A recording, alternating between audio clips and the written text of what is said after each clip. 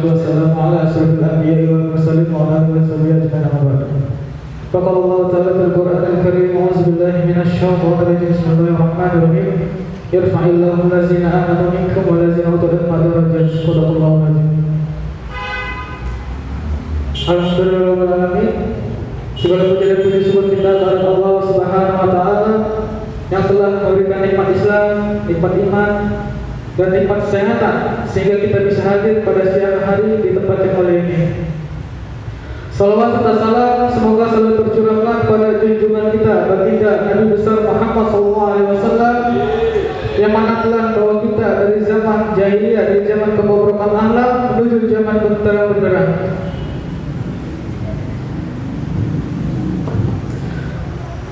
Dan yang kami hormati yaitu Dr. Andis Bapak Kiai Hamid Izzillah, dan yang kami hormati para ustaz, para sadis, dan yang kami hormati santriwan dan santriwati yang tidak bisa saya sebutkan namanya satu persatu, namun tidak mengurangi rasa hormat saya, rasa takzim saya. Dalam kesempatan pada siang hari ini kita akan melaksanakan acara Q&A. Alhamdulillah udah yang keempat pertemuan ya, alhamdulillah ya. Semoga bisa lanjut. Amin. Saya sebagai MC akan membacakan susunan acara. Yang pertama pembukaan, yang kedua nyanyikan lagu Indonesia Raya dan Yelwaton yang akan dinyanyikan oleh Nadia dan Hanum.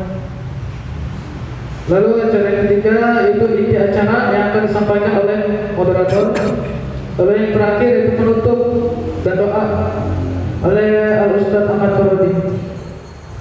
Mari kita buka acara ini dengan baca suratul Fatihah yang mana pada ini kita hadiahkan untuk guru-guru kita, orang tua kita dan para guru-guru kita dan pengurus-pengurus NU. Suaranya. Al-Fatihah. A'udzu billahi minasyaitonir rajim. Bismillahirrahmanirrahim. Alhamdulillahi rabbil alamin. Ar-Rahmanir Rahim.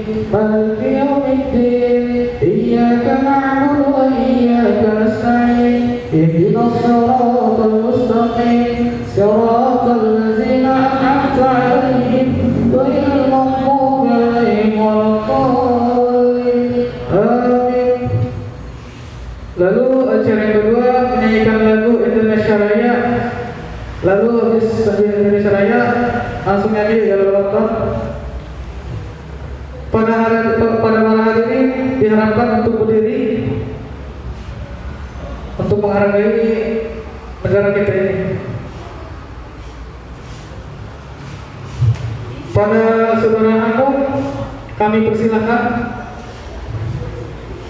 Nadia ya. Indonesia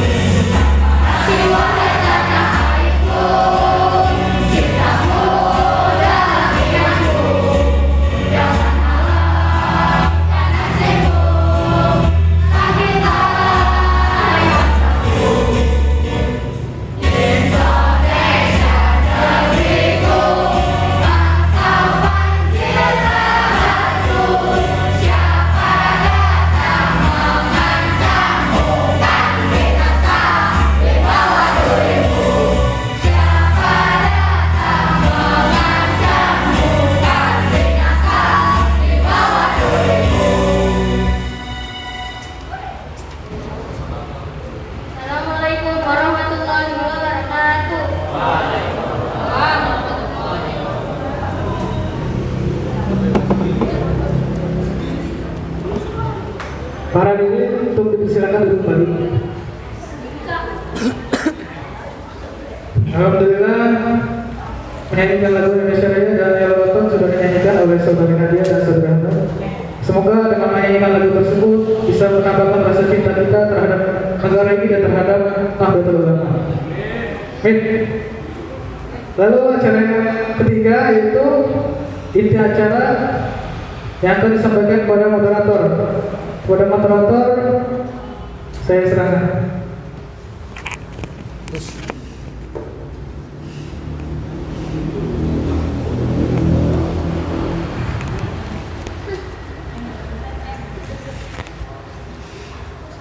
Mana Saparul? Tadi katanya mau ganti baju dulu, saya suruh duluan. Ya udah. Ganti baju? Ayo dia. Bismillahirrahmanirrahim. Assalamualaikum warahmatullahi wabarakatuh.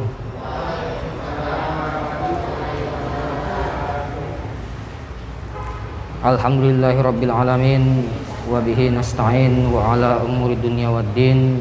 Wassalatu wassalamu ala sayyidina Muhammadin wa ala alihi wa sahbihi ajma'in. Amma ba'du. Yang saya hormati pengasuh Pondok Pesantren Salaf Al Ihsan, beliau Kiai Haji Dr. Andes Ahmad Hibzillah beserta keluarga. Tidak lupa pula kepada para dewan pengurus, dewan asatidz Pondok Pesantren Salaf Al Ihsan, dan juga para santriwan santriwati yang insya Allah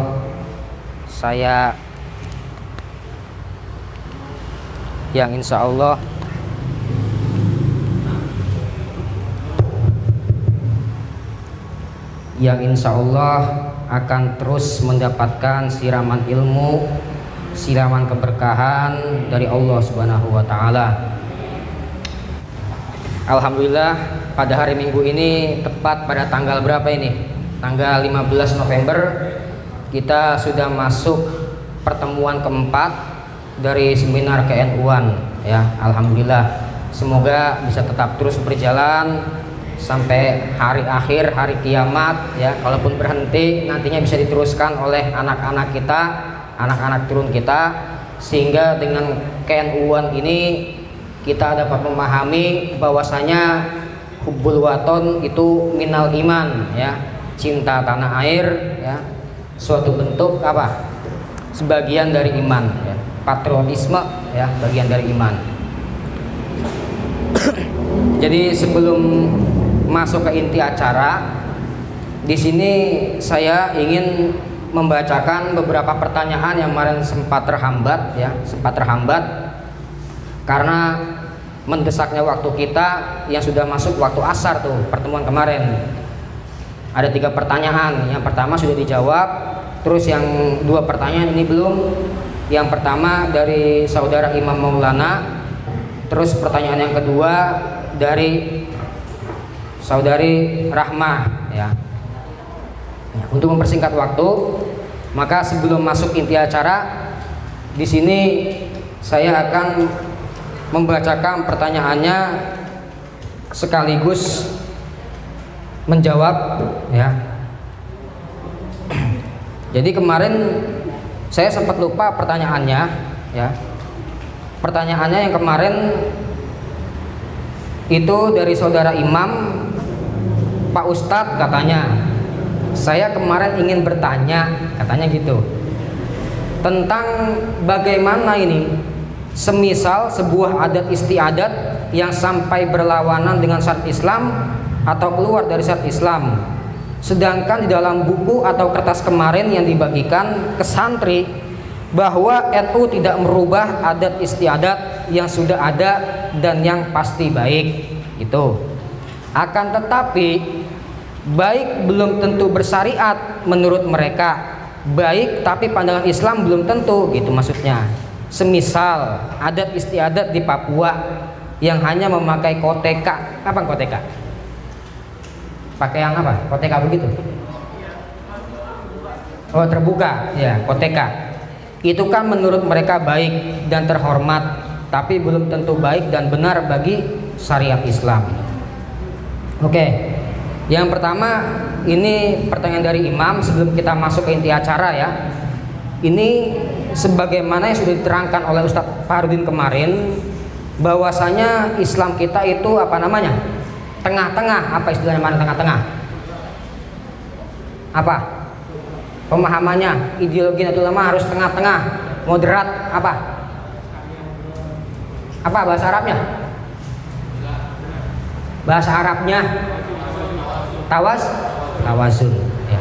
Artinya bagaimana? Ya kita kembali lagi mengikuti dakwahnya Wali Songo. Memang dalam beberapa kasus adat istiadat yang ada di Indonesia itu terkadang bertentangan dengan syariat Islam gitu. Ya. Tapi perlu digarisbawahi bahwasanya budaya itu bukan termasuk dari bagian Islam. Artinya Islam itu ruh ya. Islam nggak punya budaya ya. Ambil contoh semisal pakai baju koko, itu kan bukan budaya Islam, tapi punyanya orang-orang Tionghoa atau orang-orang Cina ya. Terus apalagi yang sekiranya dianggap seperti budaya Islam ya. Peci ya. Peci. Semua pembesar agama lain juga punya pendeta pakai peci, pastor pakai peci. Terus siapa lagi yang pemimpin orang Yahudi namanya itu sebutannya biksu mah orang kalau biksu mah nggak pakai peci dia ya. Kayak gini ya, botak aja udah dia gitu ya. Kayak orang Yahudi itu kan pakai peci juga, ada pecinya ya. Termasuk juga tasbih itu, tasbih kan dari budaya Hindu ya. Biksu pakai gini ya.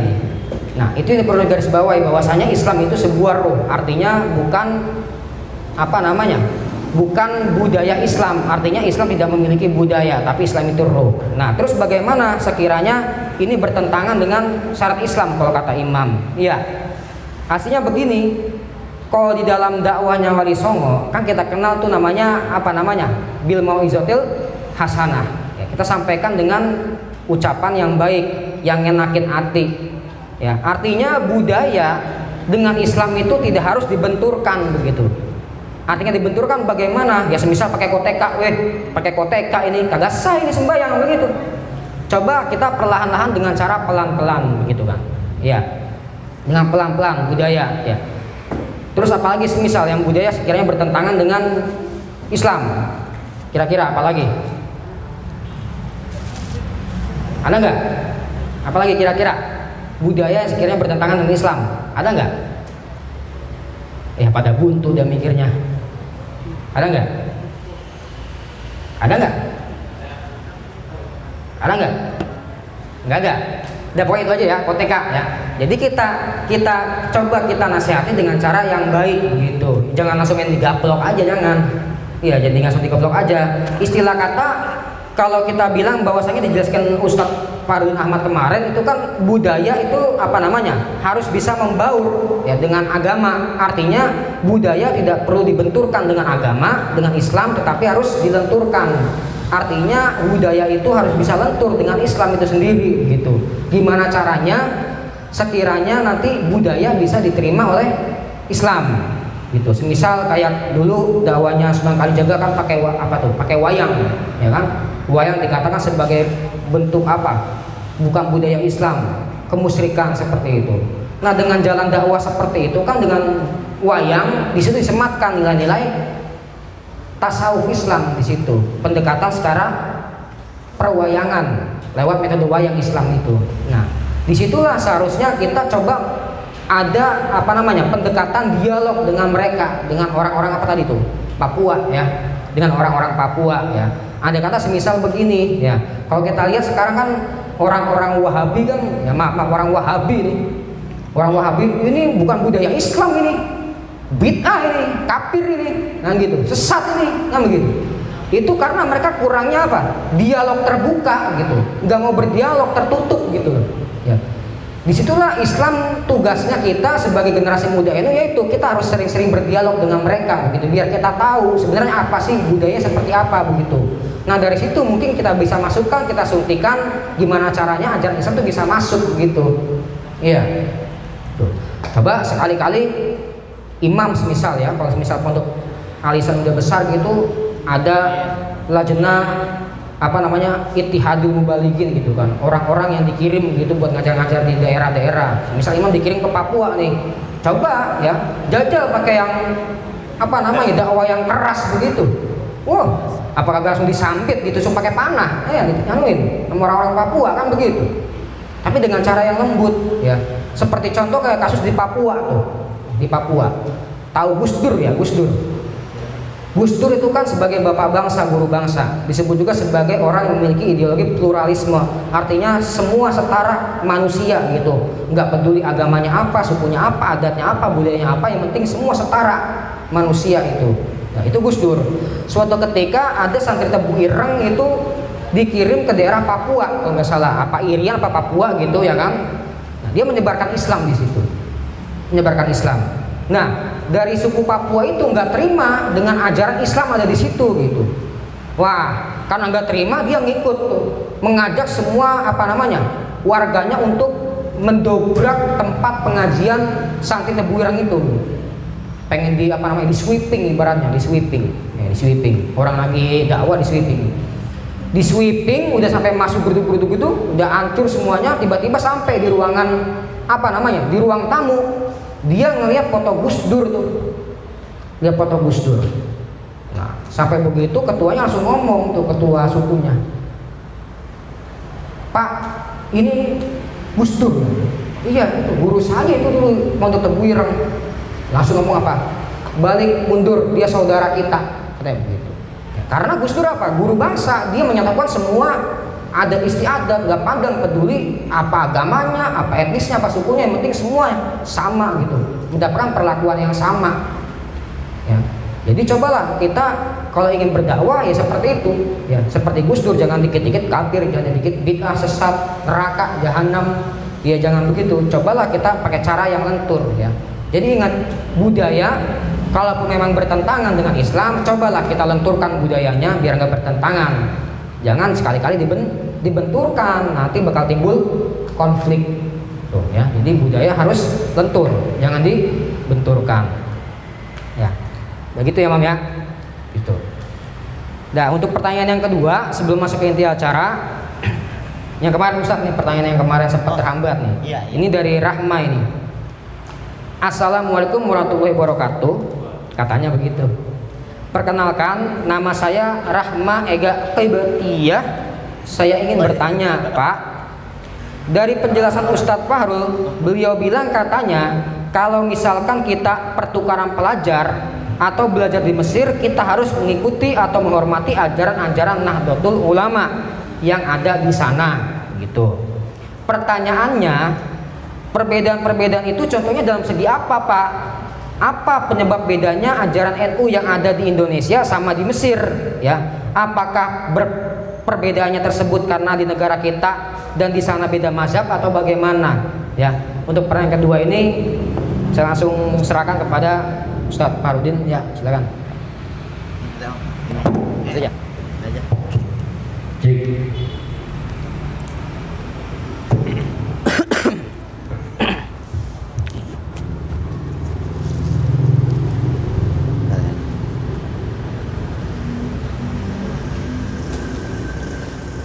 Assalamualaikum warahmatullahi wabarakatuh.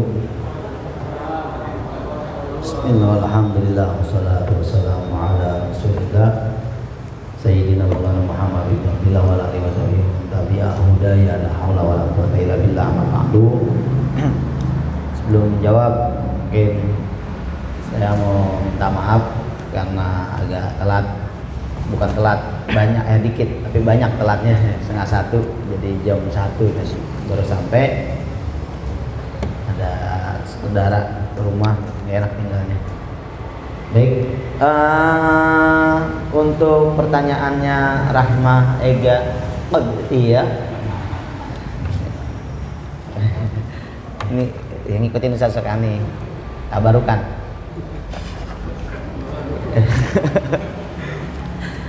Apa nih pertanyaannya? Yang mana? Ini ya? Yang mana sih? Pertanyaan ini ya? Pertanyaannya, perbedaan-perbedaan itu contohnya dalam segi apa? Apa penyebab bedanya ajaran NU yang di Indonesia sama di sana? Apakah perbedaan tersebut karena di negara kita dan di sana beda mazhab? Baik. Saya jawab ya, Rahma. Jadi untuk yang kemarin saya bilang antara NU di sini dan di sana berbeda, itu udah pasti ya. Karena kenapa beda? Karena apa namanya ya? Dasarnya Nahdlatul Ulama adalah mencoba menyerap agama sesuai dengan kebudayaan di suatu daerah atau di suatu wilayah, bahkan di suatu negara. Dan tentunya negara kita dengan negara Mesir, contoh misalnya itu salah satu contoh ya, dengan negara Mesir ya berbeda. Mungkin dari segi tatanan budaya atau tatanan apa ya, nilai-nilai akhlak atau bagaimana, itu pasti berbeda. Gitu ya. Kita saja yang gampang lah, yang satu rumpun dengan Malaysia, dengan Brunei, yang mungkin mayoritas muslimnya juga sama, artinya banyak gitu ya. Itu pasti dalam penerapan ideologi Nahdlatul Ulamanya pasti akan berbeda. Itu menyikapi, lihat dengan karakter dari budaya tersebut.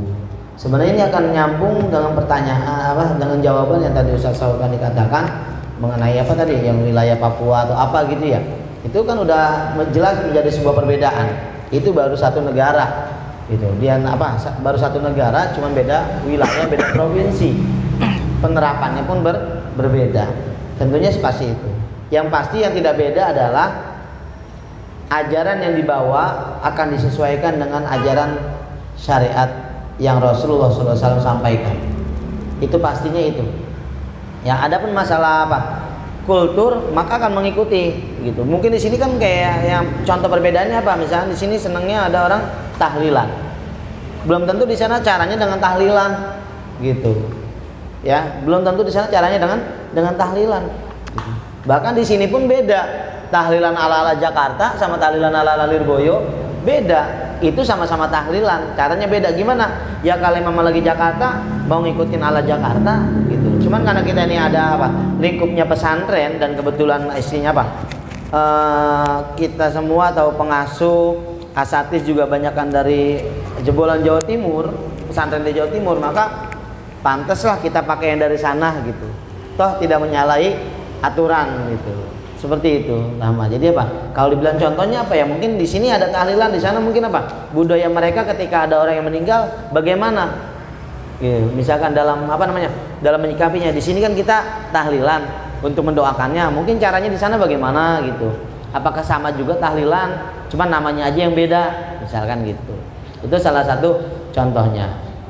Ya, jadi kalau bisa dibilang seperti itu. Dan kebetulan alhamdulillahnya pertanyaan Rahma kemarin kita udah dapat juga pencerahan, karena kebetulan Rahma sebutnya misalkan dengan negara Mesir misalkan beda, kebetulan dapat pencerahan juga ya, bareng juga sama Ustaz Sokani kita dapat pencerahan, dapat dapat ilmu baru emang ya, bahwa kebetulan waktu taklim malam Senin 2 minggu yang lalu gitu ya, taklim di rumah saya kedatangan tamu istimewa ya, tamu istimewa gitu. Tamu yang pertama ya nyampe mungkin beliau beserta jajarannya dengan tim gibah ya gitu. Terus nggak lama sampai lagi kebetulan masih sepupu saya gitu, baru pulang dari Mesir.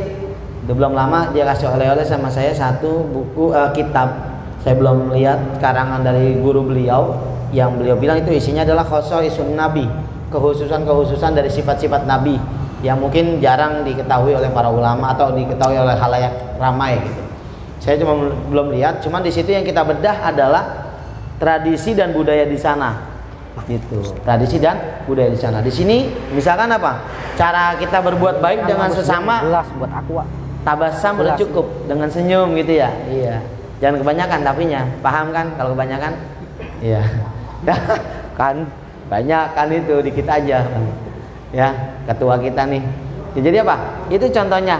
Tapi di sana mungkin cara kemarin beliau bilang tuh, cara menyambut saudara sesama muslimnya beda gitu. Kayak hari Senin dan hari Kamis, ketika itu biasanya rutinan banyak orang yang berpuasa, itu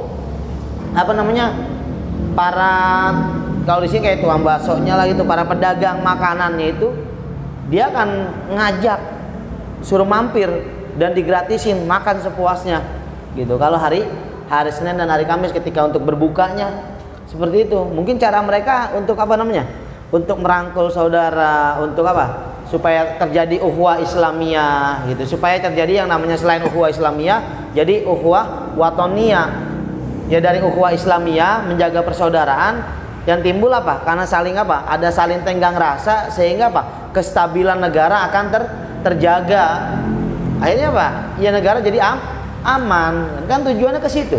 Kita beragama bukan hanya sekedar beragama, tapi tujuannya apa? Tujuannya adalah menjaga eksistensi agama secara meluas.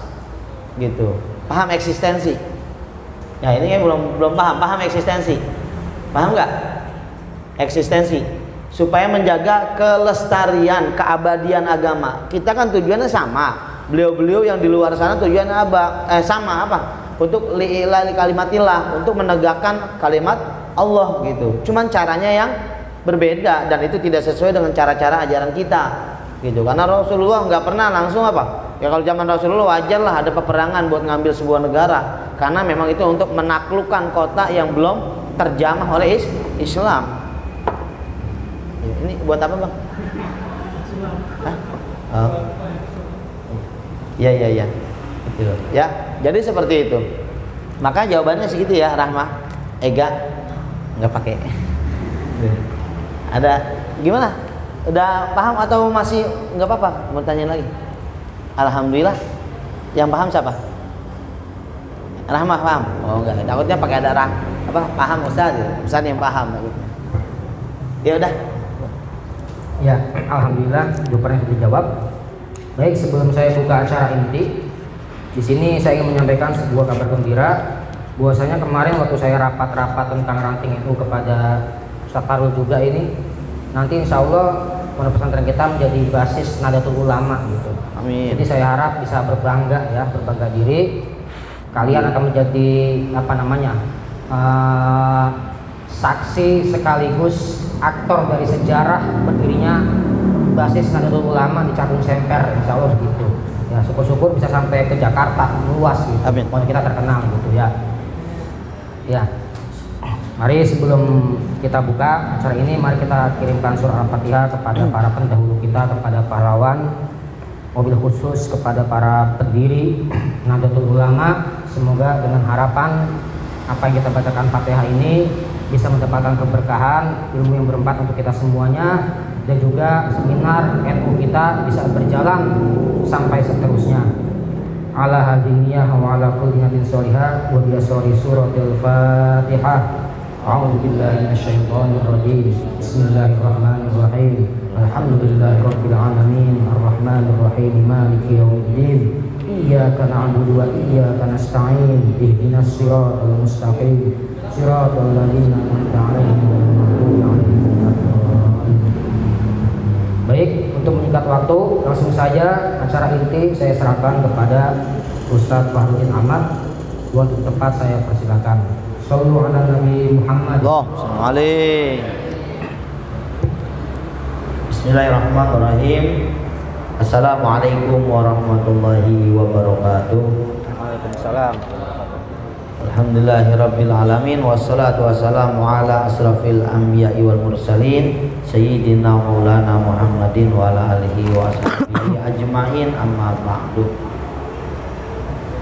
Yang kami muliakan dan kami hormati pengasuh Pondok Pesantren Salaf Al Ihsan, beliau yang mulia guru kita Bapak Dr. Andes Kiai Haji Ahmad Hafizillah bin Kiai Badruddin bin Kiai Muallim Asmad, juga moderator Mukarram Ustadz Muhammad Asyaukani, dan MC serta jajaran pengurus KNU-an Pondok Pesantren Salaf Al Ihsan.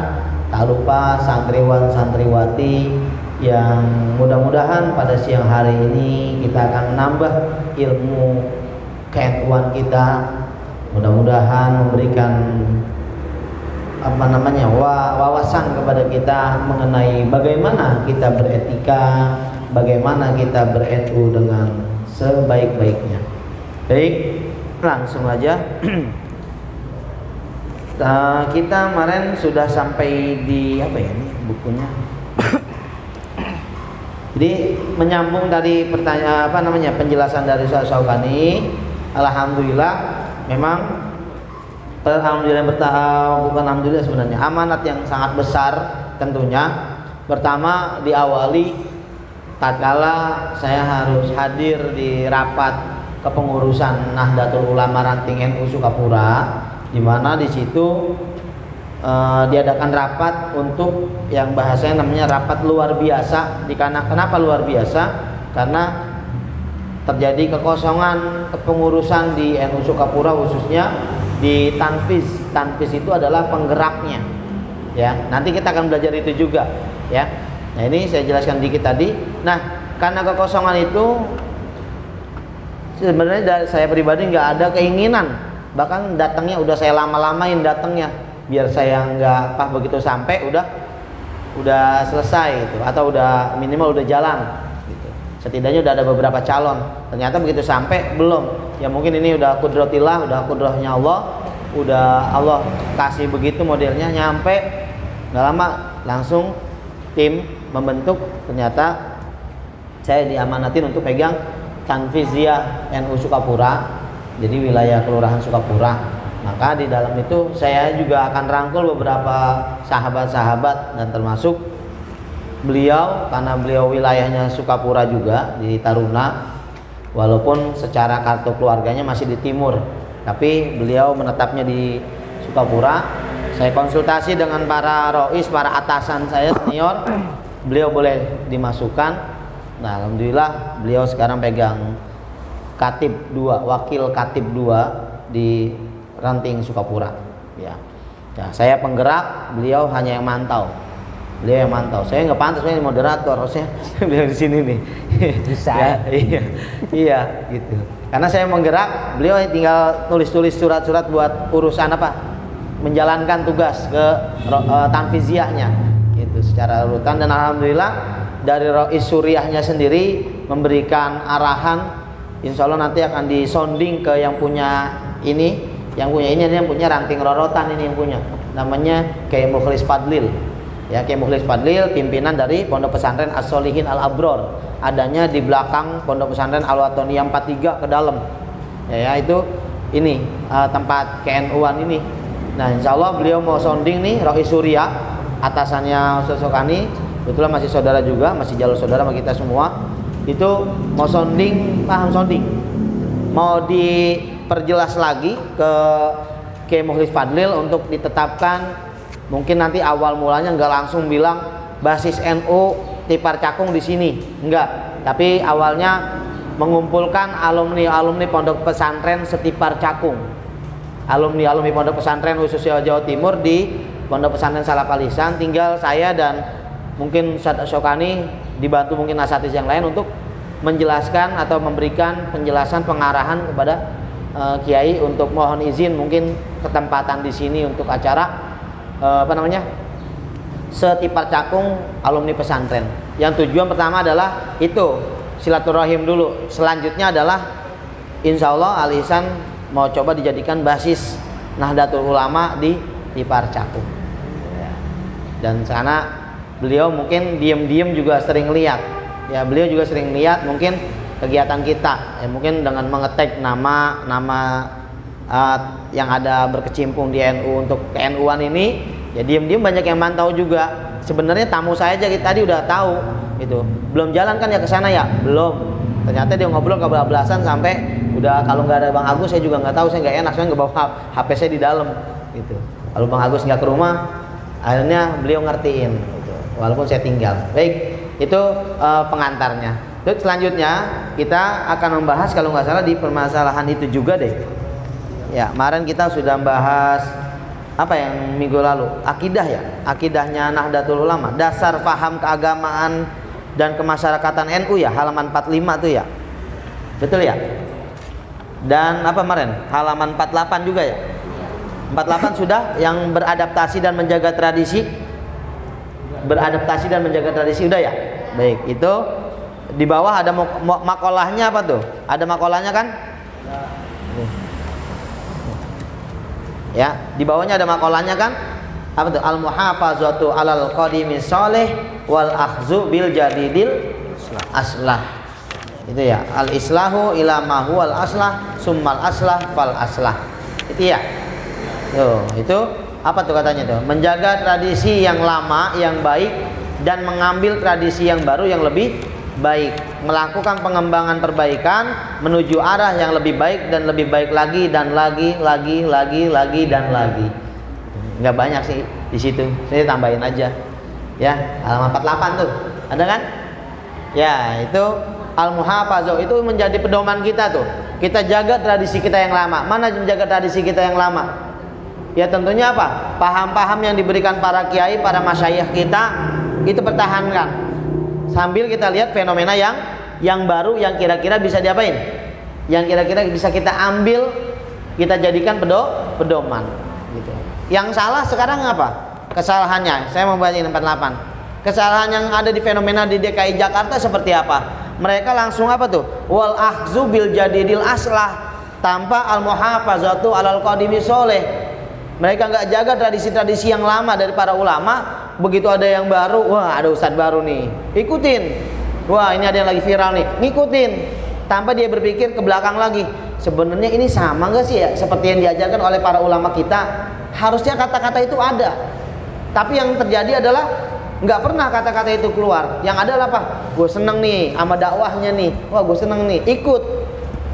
Ngikut-ikutlah. Akhirnya apa? Terjerumuslah. Ternyata apa? Itu adalah paham-paham yang ternyata salah dan tidak dibawa oleh para ulama-ulama kita. Makanya apa? Apalagi kita hidup di zaman era globalisasi, ditambah lagi era medsoisasi. Iya, era medsos. Kita harus apa? Harus benar-benar teliti di dalam melihat media sosial. Jangan dikit-dikit yang berbau agama udah senang aja posting tanpa pikir panjang.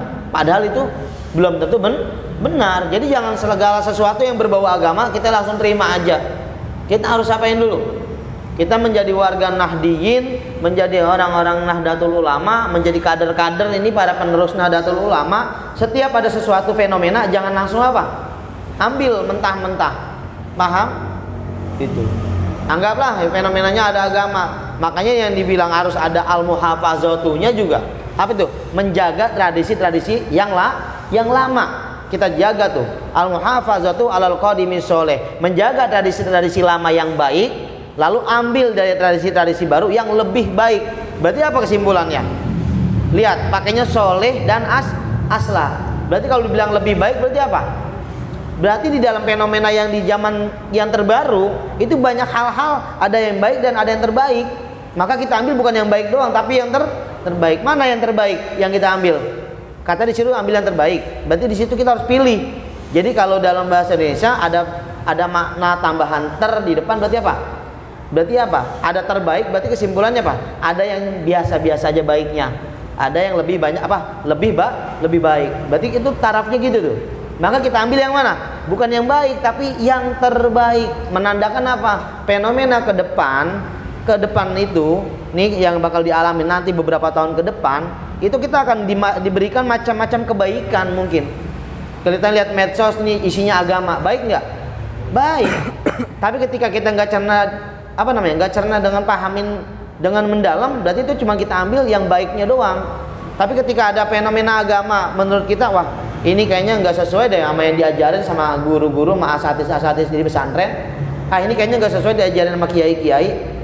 Lalu kita sortir lagi, dipilih-pilih lagi, pahamin lagi. Enggak, buang. Berarti kesimpulannya apa? Walaupun itu baik, tapi tidak sesuai dengan alal qadimi sholih, buang. Cari lagi sampai kita nemu yang baik dan yang terbaik namanya. Paham ya? Itu salah satu caranya mengambil nih. Nih saya sudah ajarkan. Jadi kapan-kapan ada fenomena, entah itu medsos, entah itu fitnah-fitnah yang ada, tolong jangan langsung diapain, telan mentah-mentah. Ya, ini ada kiai senangnya fitnah orang begini-gini, diikutin. Ya, ini ada ulama senangnya mulutnya apa namanya? Ngomong yang nggak enak diikutin. Kan kita bisa milih. Harusnya kita bisa mikir. Kenapa kita pikirnya? Rasulullah nggak pernah ngajarkan seperti itu. Pernah Rasulullah ngajarin fitnah. Yang ada Rasulullah difitnah mulu. Jarang Rasulullah fitnah orang, tapi Rasulullah difitnah. Maka ketika ada ulama, harus samain lah. Kok ini ulama? Kan dia ulama ya. Kalau ulama harusnya dia kan mengajarkan yang baik-baik kepada kita. Kau dia mengajarkan permusuhan ya. Sesuai nggak sih sama ajaran agama? Itu harus ada di dalam otak kita hal-hal kayak gitu. Sehingga manakala kita udah bisa berpikir kayak gitu, hasilnya apa nanti? Yang kita dapat adalah pilihan yang terbaik. Gitu. Paham ya? Ini kan kita semua pemain-pemain medsos semua ini kan. Gitu. Ya nggak dilarang, silakan kita bermain medsos. Tapi apa? Pahamin baik-baik. Ketika kita mau posting, lihat sesuai nggak aturannya. Ya, gitu. Paham? Itu untuk masalah yang halaman 48. Sekarang kita ke halaman 49. Struktur organisasi NU dan sejarah singkat NU Jakarta. Gitu ya. Sekarang ada struktur organisasi Nahdlatul Ulama. Baik, dilihat baik-baik, pahamin baik-baik. Sekali lagi, ini para kader Nahdlatul Ulama ke depannya tolong pahamin ya. Saya lihat perempuan udah agak lebih tenang, yang putra masih belum, masih remeng-remeng tenangnya. Coba ya, sampean lah ini calon-calon muslimat NU, ini calon-calon apa namanya? Pengurus NU yang laki berarti ini kan. Ya, ini muslimat NU-nya. Nah, muslimat NU udah kalem-kalem nih, ini tinggal yang calon-calon pengurus besar Nahdlatul Ulamanya ini. Kalau pengurus besarnya ini pada ngobrol aja nanti gimana, apa yang akan didapat? Yang didapat bukan bil jadidil aslah ini, tapi bil jadidil soleh doang ini. Ya, kita minta yang al aslah, yang terbaik, paling baik. Gitu ya. Baik. Sekarang kita udah berbicara tentang struktur organisasi. Ya. Walaupun secara kecil nih sudah dijalankan oleh teman-teman nih yang di KNU-an ini ya, dengan ada bapak ketuanya dan beserta anak buahnya kalau foto itu ya. Ada kata-kata itu ya, gitu ya, anak buah. Pegawai. Oh, pegawai. Masya Allah, pegawai. Ya, pegawai KNU-an. Ya, direktur berarti dong. Iya. Ya, direktur lokomotif. Jadi gitu. Ini mereka sudah menjalankan. Ya, yang belum kebagian tugas jangan, gua nggak panggil sih, jangan. Ya, coba kita bantu dari luar. Mana hadir di sini adalah cara membantu kegiatan NU dari luar. Gitu. Kalaupun nanti merasa saya bisa, ajukan diri aja ke direkturnya, silakan langsung. Ya, gitu. Pak Direktur, saya boleh nggak mau membantu KNU-an di sini? Gitu. Nanti pasti paling dia jawab apa? Panipiro. Ya. Gitu. Atau minimal, oke, saya masukin, ya jangan lupa bawain ketoprak dulu, itu biasanya gitu. Itu direktur kita senangnya makan soalnya, ya. Gitu. Kesenangan direktur kita seperti itu, makan dan makan. Giliran ngaji ngelentur ya. Ya. Baik, dah. Tapi semangatnya harus kita acungi jempol ya. Waktu kemarin digabung kan, wah bacanya masih orang nggak tahu tuh yang mu'alimat muslimat udah pindah kemana tahu. Itu masih seneng bacanya. Pas dilihat kosong sami. Ya. Baik, nah kita ke struktur organisasi NU dan sejarah singkat Nahdlatul Ulama di Jakarta. Baik, struktur organisasi NU sesuai hasil Muktamar NU ke-33. Ya. Muktamar NU yang ke-33 nih, nanti silakan dilihat di daerah mana tuh Muktamar NU ke-33. Ya, sekarang juga udah muktamar NU yang keberapa? Harusnya kemarin ada musyawarah mukernas atau pemilihan muktamar NU tuh kemarin di Lampung. Karena Covid nggak jadi. Ya, karena ada Covid ini jadi nggak jadi tuh muktamar NU di Lampung. Ya. Dan lihat hasilnya. Setiap muktamar beda sama ketika muktamarnya partai. Kalau muktamarnya partai pasti ada lempar-lemparan bangku. Iya. Tapi lihat muktamar kita, walaupun pasti ada yang namanya perselisihan, itu ada. Seperti yang saya ketahui di Jombang kemarin waktu muktamar itu ada perselisihan, tapi apa? Bisa selesai dengan adem-adem saja. Gitu ya. Nah, ini muktamar ini hasil dari muktamar NU ke-33, ditetapkanlah struktur organisasinya apa? Kalau tingkat pusat, tingkat nasional namanya PBNU, tuh nomor 1. Pengurus Besar Nahdlatul Ulama di PBNU yang sekarang beralamat di mana? Di Jalan Keramat Raya. Ya, Keramat Raya itu kalau kita dari sini pokoknya ke arah Keramat Raya, Jalan Keramat Raya, dari arah Salemba, arah Cipto Mangunkusumo, rumah sakit. Di situ nanti kalian akan temui kantor Pengurus Besar Nahdlatul Ulama.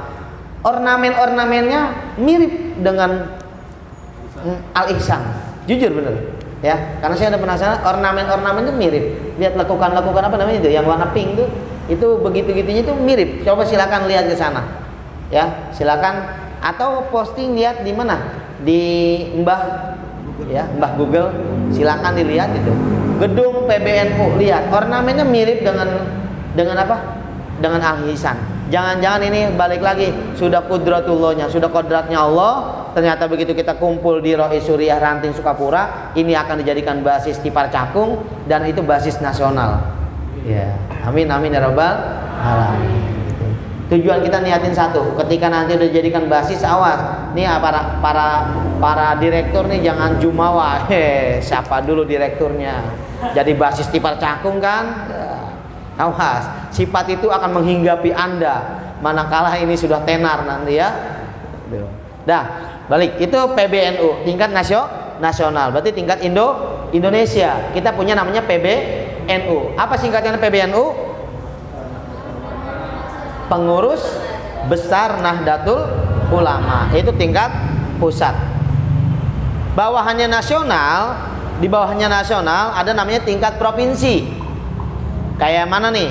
Kan Indonesia punya beberapa provinsi. Ada DKI Jakarta, ada Jawa Barat, Jawa Tengah, Jawa Timur, itu namanya provinsi. Nah, NU di provinsi namanya tuh yang nomor 2, PWNU. Pengurus Wilayah Nahdlatul Ulama, gitu ya, pengurus Wilayah Nahdlatul Ulama. Jadi tingkat PWNU. Nah, lupa tadi bahwa pengasuh kita dari tahun 2000 2 periode kalau nggak salah, saya ingat 2 periode beliau. Periode terakhir 2010 dan 2010-2015 juga, berarti 2005-2010 ya, gitu kalau nggak salah tuh. Itu atau 4 tahun sekali saya lupa, yang pasti beliau lebih dari 4 tahunan berkecimpung di PBNU.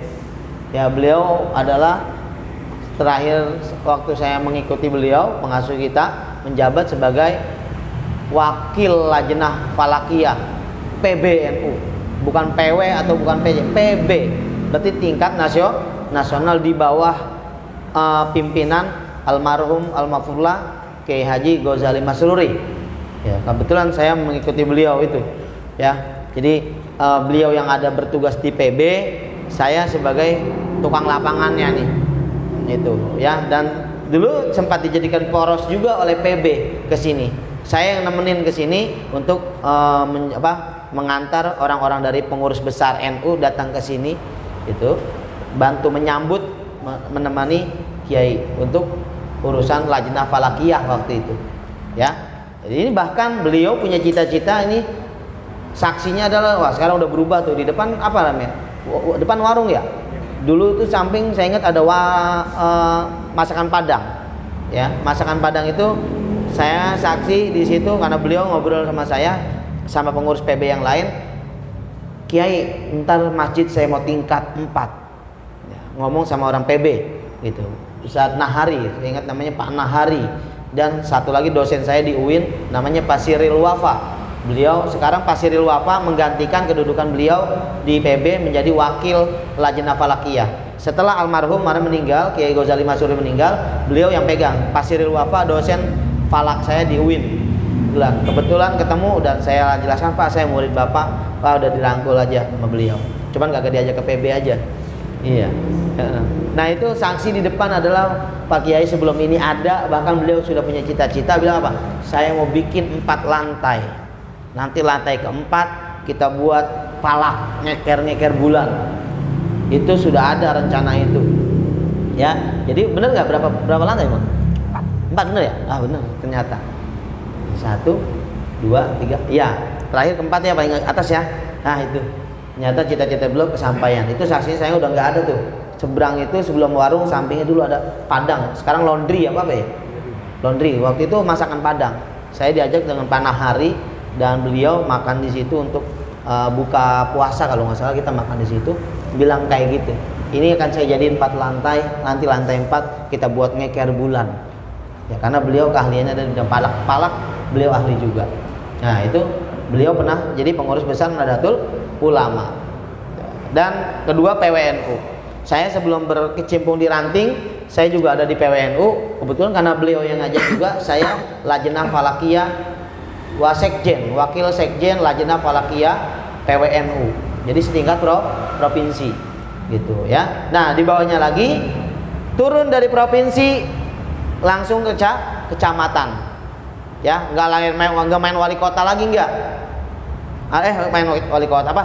Setelah provinsi turun lagi mana? Ke kota administratif kalau kita nih. Kalau di wilayah mungkin kabupaten kali ya. Ada kabupaten kan? Kalau di daerah-daerah ya. Kalau Jakarta nggak ada.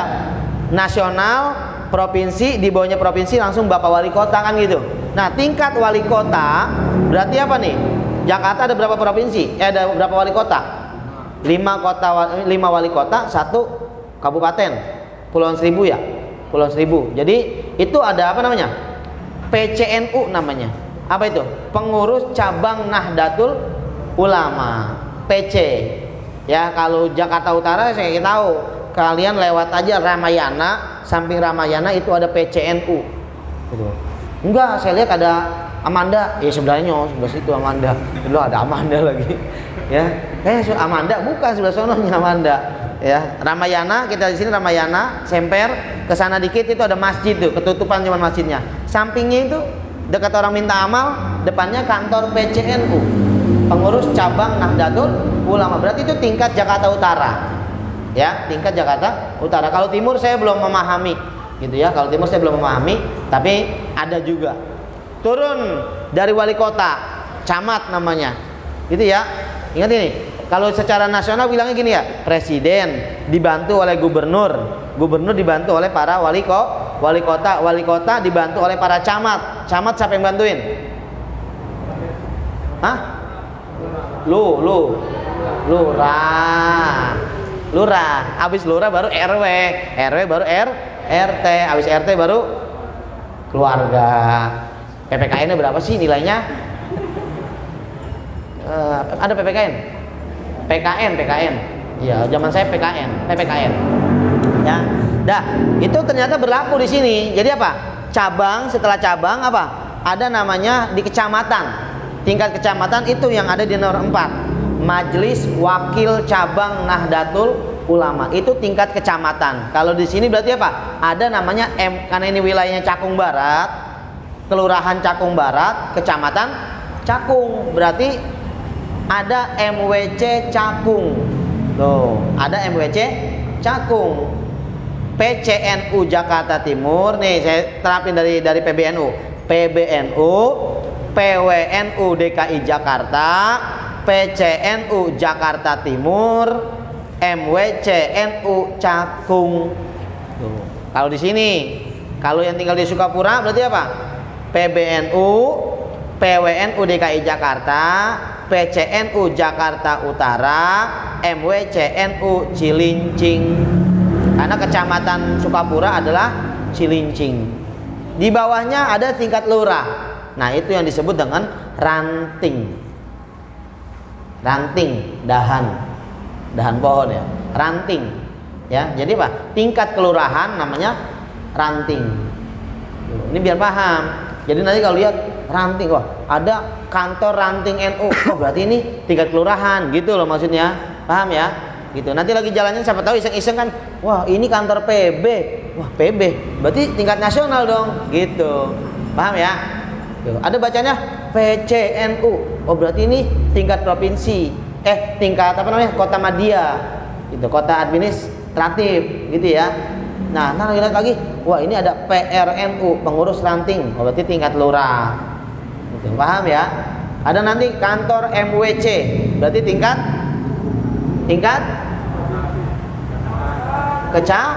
Kecamatan.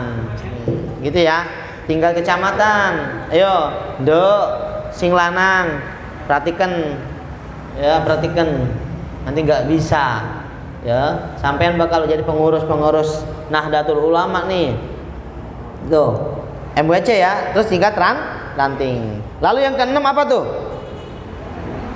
Yang keenam apa bacaannya? Pengurus anak ranting. Apalagi tuh Bang, pengurus anak ranting.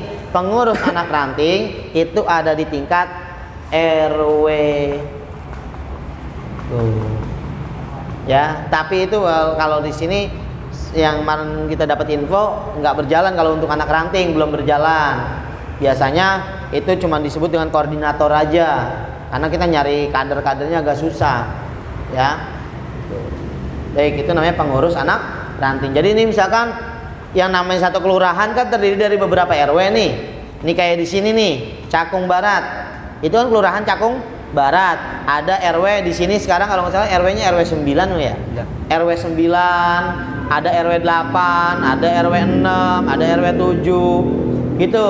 Nah, di setiap RW adalah yang ngurusin NU-nya.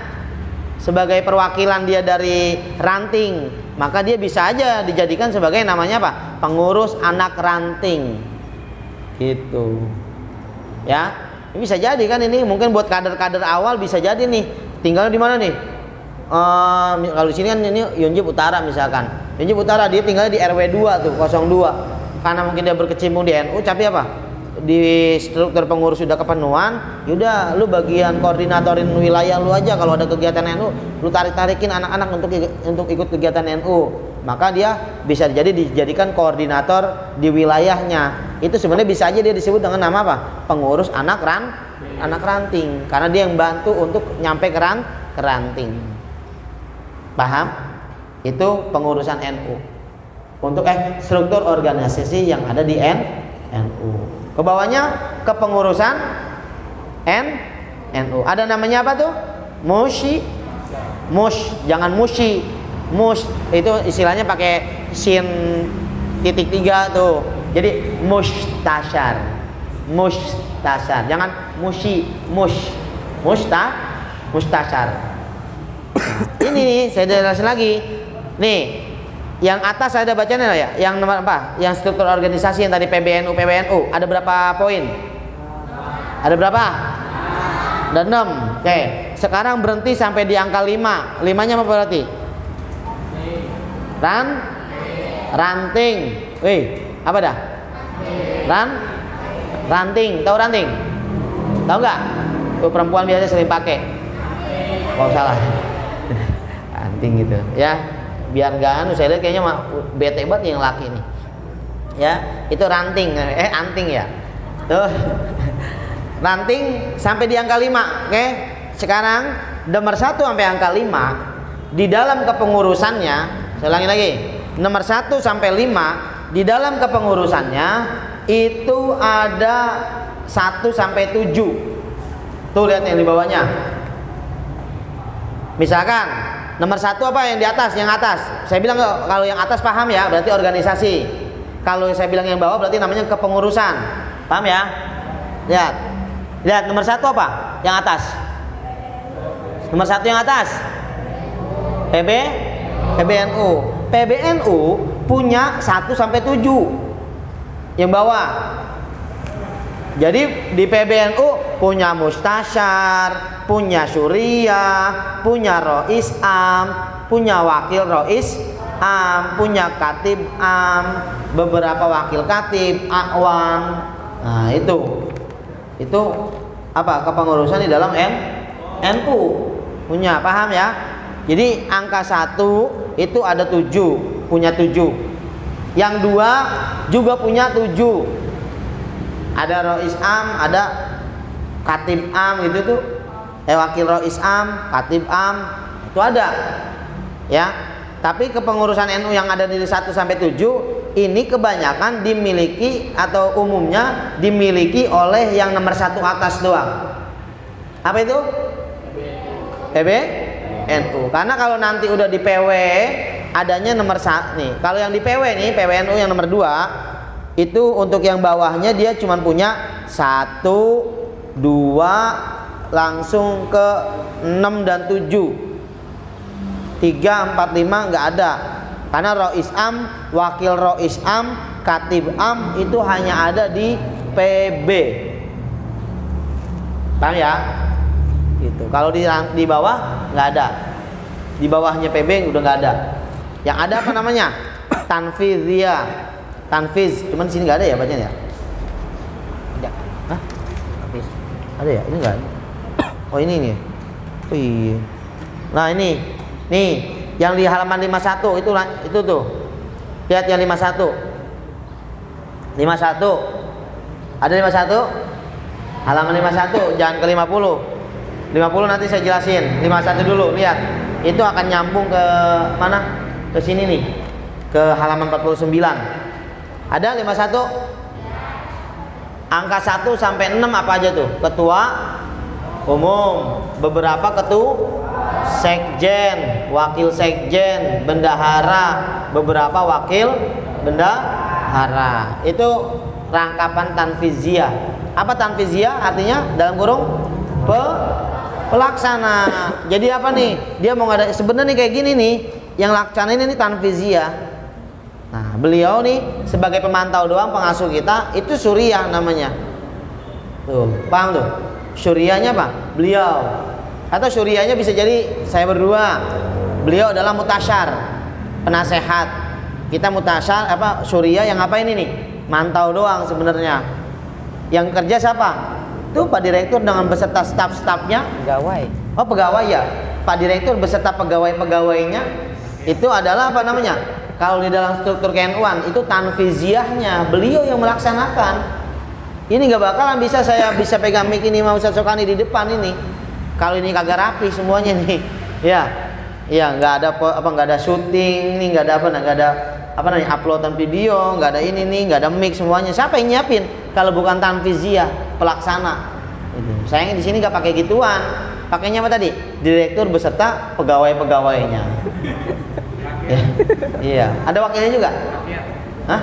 Oh, direktur beserta rakyatnya. Oh, sadis lagi itu ya. Masya Allah. Saya kira sampai di pegawai itu hati saya udah nyes gitu. Rakyat. Sungguh terlalu tukang ketoprak. Ya, aduh ini mudah-mudahan tidak terjadi di NU seperti itu ya. Ada sifat otoriter itu. Menganggap dirinya lebih hebat sendiri itu.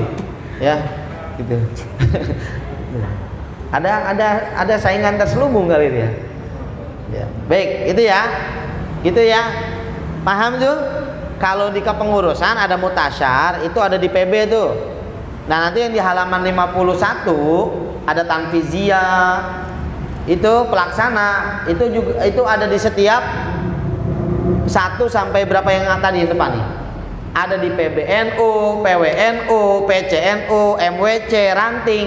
Itu ada yang di halaman 51 itu ada semua. Paham gak maksud saya? Paham gak? Lagi. Paham gak? Wah ini. Iya. Enggak, soalnya yang kita lihat ini 18 tahun ke bawah soalnya saya lihat muka-mukanya. Takutnya nggak nyampe lagi, nggak kecandak nih akal-akalnya. Ya, ini nggak apa-apa. Kenapa? Ada satu. Direktur bebas ngomong sama rakyat mau gimana kayak terserah. Udah nggak usah pakai marah, sampean diem aja Kang Agus. Ngerti? Ya, dah. Tuh, ya jadi gitu ya. Jadi yang di halaman 51 itu dari nomor 1 sampai 6 ada di tiap kepengurusan NU. Baik tingkat PB, PW, PC, MWC dan ranting. Paham? Ada yang mau ditanyakan sampai di situ? Sebelum saya ke tugas pokok dari itu. Silakan. Ada yang mau tanyakan? Ya, silakan. Ada yang mau tanyakan mungkin? Ini sesi pertama. Sesi pertama yang kurang jelas. Mau bertanya tentang tadi itu tentang organisasi kepengurusan terus tanfiziyahnya, silakan tanyakan, atau ingin bertanya yang lalu-lalu yang udah berlalu boleh, gitu, nggak apa-apa. Kalau yang kemarin pertemuan kemarin belum belum paham silakan tanyain aja nggak apa-apa. Iya. Terserah mau nanya apa kek, karena NU itu ngurusin dunia. Jadi terserah. Yang penting jangan nanya tentang planet Mars, kita nggak di sono. Silakan tanyakan. Kan? Pak Yai. Monggo. Mungkin dari santriwati, Silakan ada yang menanyakan. santriwan, dari direktur sendiri nggak apa-apa yang bertanya, atau rakyat-rakyatnya ini. Iya. Direktur. Masih rakyatnya, belum ditambahin jelata lagi, waduh. Iya. Tambah repot. Tambahin rakyat jelata. Ini nggak janjian ya? Saya sama saya ini. Nggak janjian ya? Iya. Sama. Iya. Sama juga gimana? Woro-woro. Sama. Iya, hijau-hijau. Nyamain aja dia lagi nih. Mana? Tanyain nggak? Ya, pegang mik nih. Nih, maaf.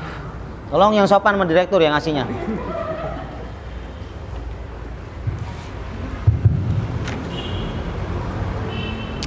Assalamualaikum warahmatullahi wabarakatuh. Waalaikumsalam. Ustaz, saya mau nanya, biasanya itu muktamar NU itu bahasa apa aja ya? Ya itu saja yang saya mau nanya. Wassalamualaikum warahmatullahi wabarakatuh. Waalaikumsalam warahmatullahi wabarakatuh. Muktamar NU bahas mana aja? Silakan. Ada lagi? Yang lain? Yang lain? Bertanya? Imam? Agus? Silakan. Bismillahirrahmanirrahim. Assalamualaikum warahmatullahi wabarakatuh. Waalaikumsalam warahmatullahi wabarakatuh.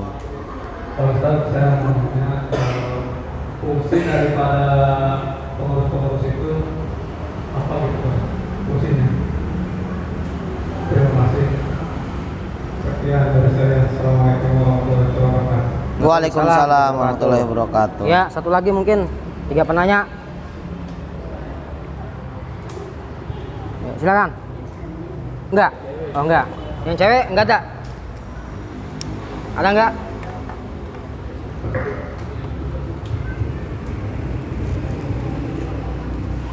Mungkin yang santriwati enggak ada. Rahma?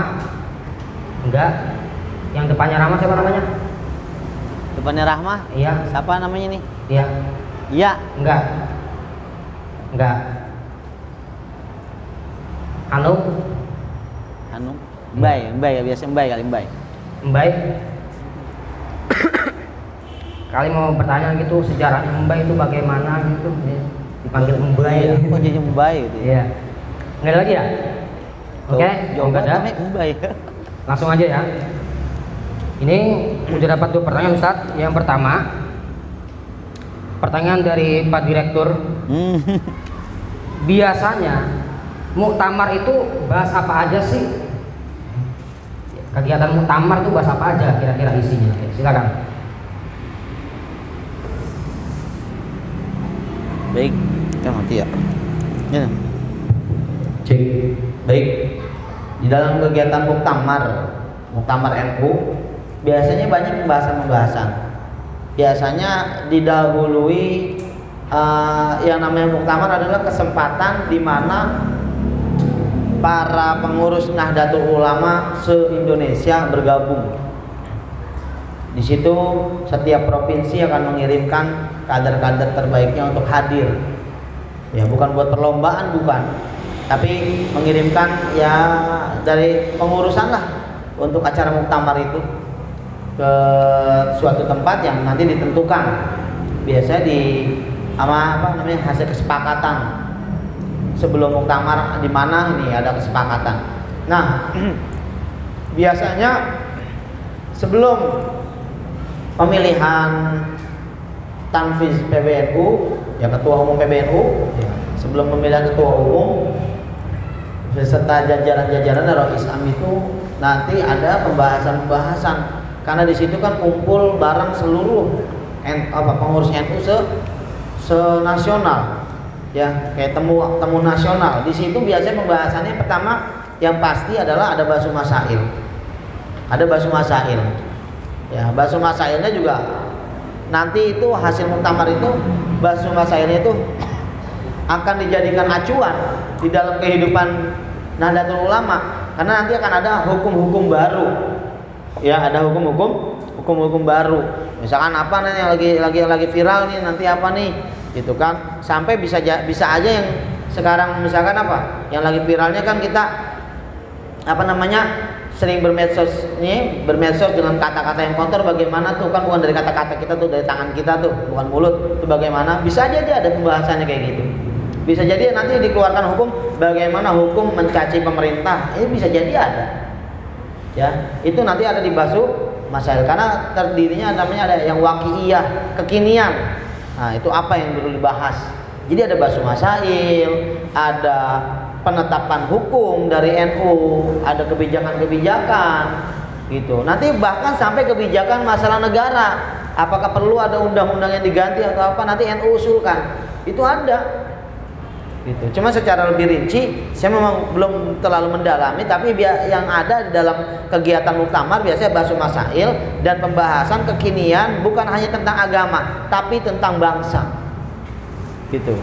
Nanti setelah itu baru ada yang namanya pemilihan.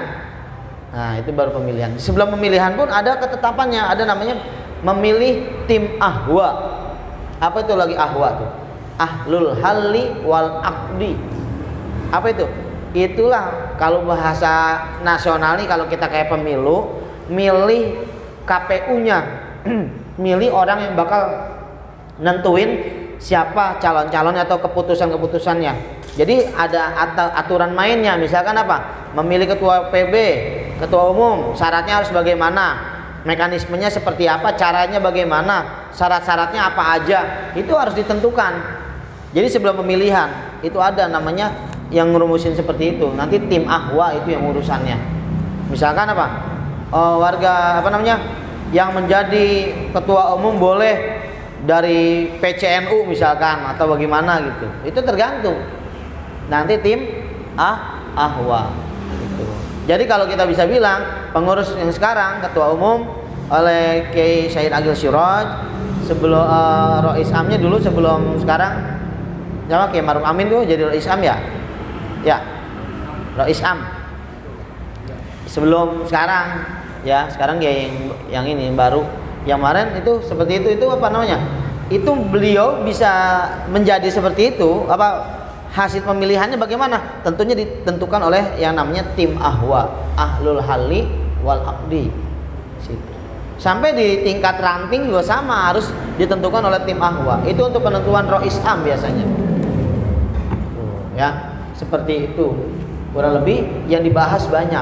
Jadi bukan hanya langsung muktamar isinya adalah pemilihan ketua umum, enggak, tapi ada apa namanya, ada pembahasan masalah agama, masalah bangsa, masalah negara, itu dipikirkan di situ. Ada pembahasan nanti dibagi beberapa tim, ada tim bahsu masail, ada tim perumus undang-undang, ya itu ada. Ya, perumusan maksudnya ini dalam undang-undang kita yang perlu kita kaji apa nih? Oh, ini undang-undang ini omnibus law kemarin ini mungkin bermasalah atau gimana? Dibahas di situ ada timnya. Ya, seperti itu. Paham, Pak Direktur? Nanti ya? Ya, alhamdulillah. Ya. Untuk pertanyaan selanjutnya dari rakyat ini, Agus Nandi. Ini harus kita dengerin ini, rakyat nih. Oh iya, ini rakyat. Ini harus lebih didengarkan daripada Direktur. Pertanyaannya adalah, apa sih fungsi-fungsi dari pengurus NU? Apa aja fungsinya pengurus NU? Iya, silakan. Walaupun nanti itu ada tuh ya. Walaupun nanti di halaman 50 itu tugas pokok ya.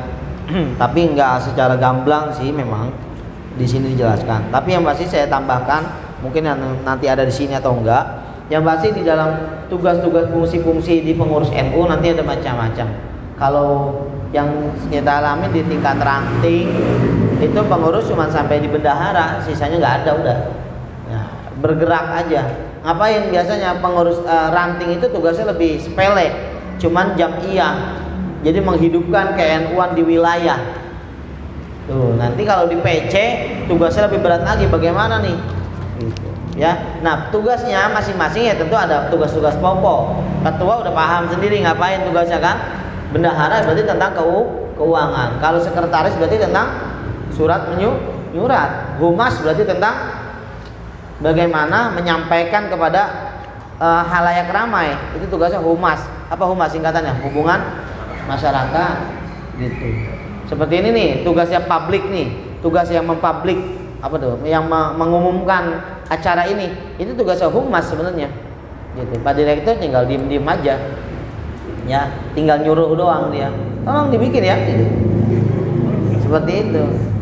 Ya, karena ada rakyatnya kemarin baru ngasih pengumuman tuh kan apa, mau ngumumin gitu bahwa banner udah jadi, ya itu rakyat boleh. Ya, Direktur tinggal diem, cukup bagus, gitu doang udah. Iya, ini saya lihat yang ngasih jempol NU Kang Agus malah ini, bukan direkturnya yang ngasih, gitu ya, seperti itu. Jadi apa? Tugasnya udah ada pokok masing-masing dan hampir sama kok, nggak terlalu beda sama yang kita alamin mungkin di sekolah, gitu ya. Cuman bedanya apa? Yang diurusinnya aja kan, ini Nahdlatul Ulama, urusannya adalah masalah agama dan bangsa, yang pasti ngurusinnya itu.